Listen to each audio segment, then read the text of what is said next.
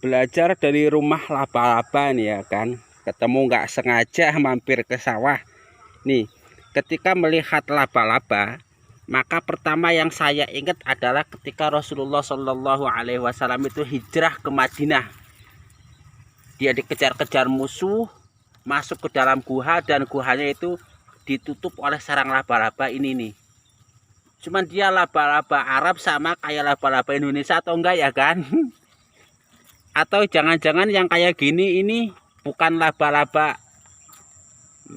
Itu yang pertama. Yang kedua yang saya ingat adalah Spiderman, manusia laba-laba tuh.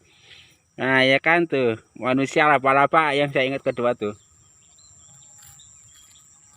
Nah, yang suka lihat film Spiderman belum lihat bentuknya kayak gini nih. Jadi yang ketiga itu yang saya ingat tuh film Mumi. Ya kan ada yang kayak ilmu laba-laba. Nah kemudian yang keempat itu saya belajar dari sarang laba-laba ini tuh. Ini kalau laba-labanya besar, sarangnya juga besar kan tuh. Otomatis kemungkinan mendapat makanan juga besar. Begitupun manusia kan. Kalau dia manusianya kecil, nah kecil kalau manusia tentu ada dua versi. Ada kecil secara fisik, ada kecil secara non fisik. Kalau secara fisik kecil, iya, tentu porsi perut dia untuk menampung makanan sedikit. Nah kalau kecil secara non fisik, misalnya dia rakyat jelata, tentu jatah rezekinya sedikit. Tapi kalau dia orang besar, punya anak buah banyak, apa tentu dia juga porsinya banyak supaya bisa menghidupi anak buahnya. Nah ini tambah lagi ini pelajaran dari rumah laba-laba. Jadi kita tinggal koreksi diri kita. Kita ini termasuk orang kecil di pandangan Allah Subhanahu wa Ta'ala atau orang besar. Kalau orang kecil ya sudah rezekinya kecil. Kalau kita orang besar ya rezekinya besar. Maksudnya besar tuh banyak tanggungannya, banyak aktivitasnya, banyak basisnya. Misalnya orang yang punya pesantren, santrinya 10.000, tentu rezekinya berbeda dengan orang yang nggak punya pesantren. Dia ngidupin perutnya sendiri, sedangkan sang kiai menghidupi puluhan ribu santri itu. Yang kelima, saya ingat jadi prinsip hidup yang biasa saya gunakan untuk membesarkan diri saya sendiri. Wah, saya ini harimau. Harimau itu pasti rezekinya itu lebih besar, lebih segar kalau dibanding kucing. Harimau rezekinya daging banyak, seger. Kalau kucing itu biasanya ikan asin, kayak gitu. Itu dari lima aja ya.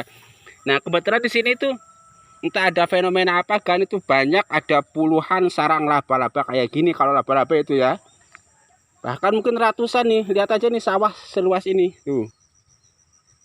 tuh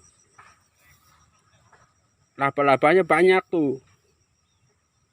Nah ini contoh ya, laba-laba besar, sarangnya juga besar, rumahnya besar, rezekinya besar. Nah sekarang kita lihat nih, ada yang laba-laba kecil.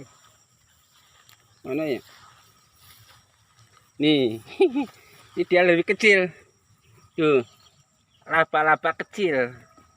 Tentu rumahnya lebih kecil, mangsa yang bisa dia perangkap pun akan lebih kecil gitu kan ya. Mari kita introspeksi diri, orang kecil atau orang besar di hadapan Allah Subhanahu wa Ta'ala ya kan. Misalnya indikasi pertama untuk jadi orang besar di hadapan Allah Subhanahu wa Ta'ala, satu, kita termasuk ahli iman dan Islam. Kalau Anda termasuk ahli iman dan Islam, Anda sudah punya satu syarat disebut orang besar. Nah ini lihat lagi nih tuh, dia pergi terusik, laba-laba besar tuh. Dia datang mau menyerang.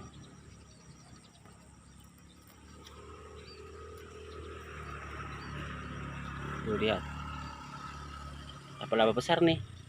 Tuh mangsanya ada apa, ulet atau belalang di bawah tuh. Kita cek.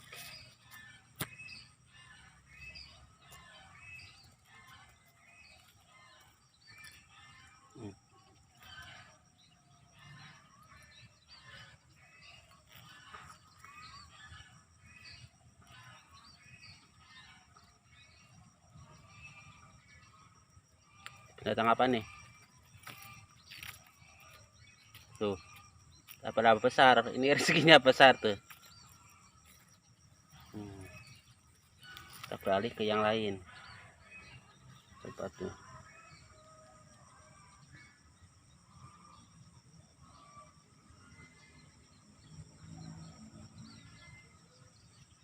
Tuh. Banyak nih, ada ratusan. Nah, yang kedua nih kan, kalau mau jadi orang besar di mata Allah Subhanahu wa taala, nih yang kedua. Ada sebuah hadis yang mengatakan yang isinya itu, kalau kamu kepengen jadi orang yang paling utama, maka salah satu caranya adalah mengucapkan kalimat subhanallahi wa bihamdi 100 kali di waktu pagi dan 100 kali di waktu sore. Maka saat kamu mengucapkan subhanallahi wa bihamdi 100 kali di waktu pagi dan 100 kali di waktu sore, kamu jadi orang yang paling besar di mata Allah Subhanahu wa taala. Nggak ada orang lain yang lebih besar daripada kamu itu. Nah, kecuali mereka yang mengucapkan lebih banyak. Nah, misalnya kamu mengucapkan 100 kali, ada orang mengucapkan 200 kali. Nah, tentu dia itu posisinya di mata Allah lebih besar daripada kamu. Kita lihat lagi nih, dapat nih rezeki. Tuh, ini kalau ini nih, kita biasa menyebutnya itu walang sangit. Kalau nggak salah walang sangit nih, baunya nggak enak. Tuh, jadi rezeki makanan Spiderman. Laba-laba tuh. Dia dapat belalang juga. Ini pinter nyari rezeki nih. Tuh, dia dapat kinjang kebo juga tuh, dapat serangga juga nih tuh. Itu ya, belajar dari rumah laba-laba itu kan. Jadi sebaiknya kita itu nggak usah mikirin bikin rumah yang gede, nggak usah mikirin cari rezeki yang banyak, tapi pikirin saja bagaimana kita menjadi orang besar. Secara otomatis rumah kita akan besar, secara otomatis rezeki kita juga akan besar. Paham ya kan? Ya, daripada kita status kita orang kecil mikirin rumah besar, pusing tuh. Status kita orang kecil mikirin rezeki besar, susah tuh. Fokus saja bagaimana mengembangkan diri kita supaya menjadi orang besar. Mana nih, kita lihat dulu.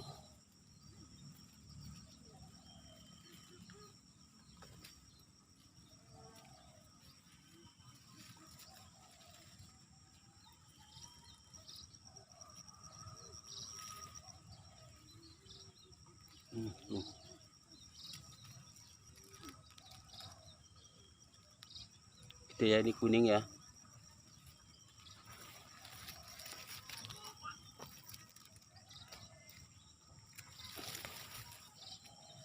Nah.